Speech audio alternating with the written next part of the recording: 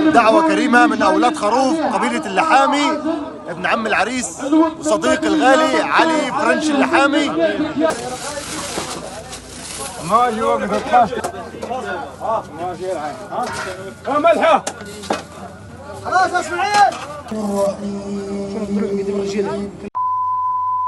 والله رايحين نحضر النهارده فرح الدوي، واعرف الناس بقى اللي عندي على الصفحه من اسكندريه ومن القاهره اللي كانوا بيقولوا لي عايزين نشوف فرح الدوي. تعالى كده نشوف تفاصيل صغيره من الافراح اللي بوادي اللي موجوده في مرسى مطروح. يلا بينا. لكل مقام مقال. افراح قبائل مطروح او البوادي عامه ليها طابع خاص زي ما انت هتشوف كده بالظبط. صحاب العريس والقبيله بتاعته، قبائل البوادي كلهم اللي موجودين في مطروح. يعني انت لا هتشوف حته جاتو ولا هتشوف موسيقى ولا هتسمع اغاني ولا هتسمع اي حاجه من هذا القبيل. الناس بتتجمع في الخير، وبتبدا عواقل او كبار القبيله او البلد يبداوا كل واحد فيهم يقول كلام في الدين، واللي ينصح العريس واللي ينصح الشباب واللي يقول مواقف حصلت زمان وتاريخهم زمان، ويبداوا يتكلموا مع بعض. تعالوا كده يلفوه على العروس 7 مرات ويلفوه على العريس 7 مرات ويقول لك اذبحها وما تبصمنش سلمكري تبغى تذبح فيها المال انت.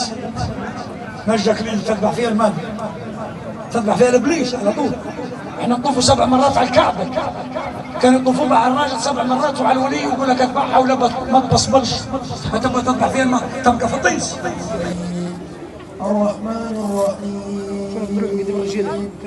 مالك يوم الدين إياك نعبد وإياك نستعين. ولويناهم اللي ما زلنا نضرب نباهم، اللي يفرحوا للضيف وقت جاهم اصحاب البشيش عن عرفنا الشده. اسمي حسين اللي يقفون العيب في تدبيره، جامل التمكانه وجوه ستيره بعيد الامواج وعضلات حواده. وطبعا من بدري جدا البوفيه بتاع المشروبات اللي هو الشاي الزردة اللي على اصوله لازم يبقى متجهز. طبعا الاكل والعشاء لازم يبقى واتي او جاهز زي ما بنقول. اللحمه بتاعتنا تمام، الرز الاصفر البدوي اللي على اصوله يبقى تمام، كله بيساعد بعضه. اهل القبيله كلها او عيله العريس كلها بتبقى بتساعد، من بيساعدوا الطباخ اللي بيقدم حاجه واللي بيعمل حاجه، كلهم على قلب رجل واحد، اللي بيعبي الشوربه واللي بيعمل السلطه واللي بيساعد هنا وبيجيب هنا، لان بيبقى العدد كبير جدا ولازم يبقى فيه نظام. طبعا الموضوع ده كله انتوا شايفينه كده، بس بيبقى فيه 2 أو 3 اللي ماسكينه ومنظمينه. تبدا العربيات تيجي بتبدا الناس ترتب الوجبات بتاعتها، بيحطوها في اكياس عشان ما تبص. عربيات المشروب بتبقى موجوده، بيبدا بقى وقت توزيع الوجبات ولازم دي تبقى فيها. وهنا جت اللحظه الحاسمه، اهل العريس كلهم بيتجمعوا بيمدوا الاكل مره واحده عشان كله ياكل مع بعض.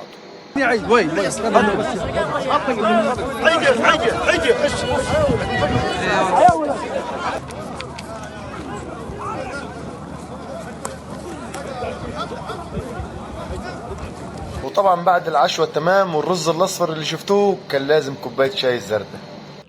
الله عاشور علي زوجة. نسأل الله سبحانه وتعالى أن نقول له كما قال النبي صلى الله عليه وسلم: بارك الله لكم وبارك عليكم وجمع بينكم بخير. نسأل الله سبحانه وتعالى أن يرزقنا ذرية صالحة ويجعلها من حفظ القرآن الكريم، ونبارك في عمي الشيخ عاشور ويجعل دائما في الخير إن شاء الله ويبارك فيه إن شاء الله. محمد عوام طبعا هو زميلي وصاحبي وأنا شاب فيه مجروحة جدا، وده محمد يعتبر من الناس اللي هم مهتمين بقضايا مطروح، يحاول يظهر مطروح بهذا صورة، وده هو ابن مطروح وده ابن مصر. فلو كلنا نهتم ببلدنا تبقى احسن بلد. محمد عوام ونورتنا.